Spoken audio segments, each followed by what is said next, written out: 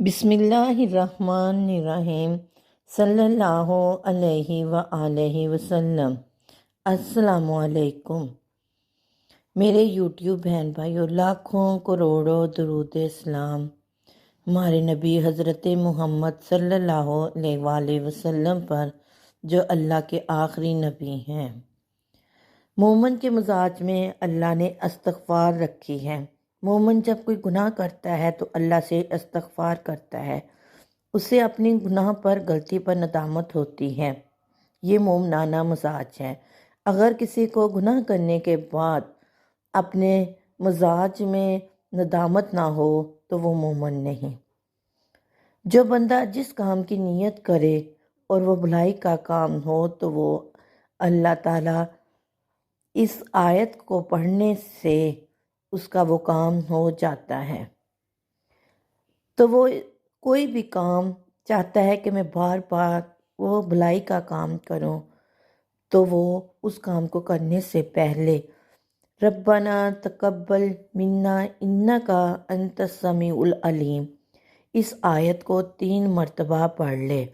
اللہ اس کو پھر اس کام کے کرنے کی توفیق دیتا ہے۔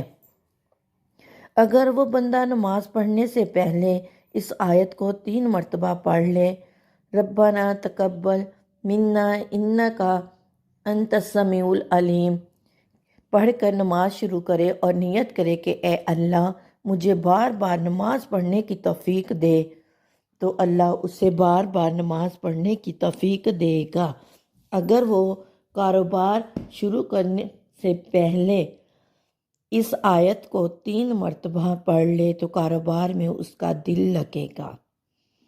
قربانی کرنے سے پہلے اس آیت کو 3 بار پڑھ لے تو اللہ ہر سال اسے قربانی کرنے کی توفیق دے گا۔ حج کرنے سے پہلے اس آیت کو 3 مرتبہ پڑھ لے تو اللہ اسے بار بار حج پہ بلائے گا۔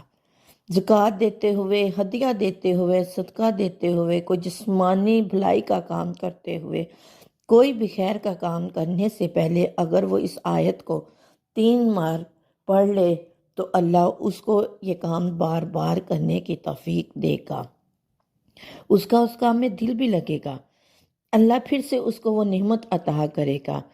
پھر جب وہ اللہ اس کو یہ نعمت عطا کرے، اللہ سے پھر وہ چیز عطا کرے، تو اسے چاہیے کہ وہ اللہ کا عاجزی کے ساتھ شکر ادا کرے۔ حضرت ابراہیم علیہ السلام نے جب اپنے بیٹے کے ساتھ مل کر خانہ کعبہ بنایا تو انتہائی عاجزی کے ساتھ اس دعا کو پڑھا، ربنا تقبل منا انکا انت السمیع العلیم۔ پھر اٹھ کر ہاتھ اٹھائے اور کہا کہ اے اللہ ہماری اس عاجزی کو قبول کرو۔ اللہ نے ان کی اس عاجزی کو قبول کیا۔ اس لیے ہم سب کو چاہیے کہ اس آیت کو پڑھنے کا معمول بنا لیں۔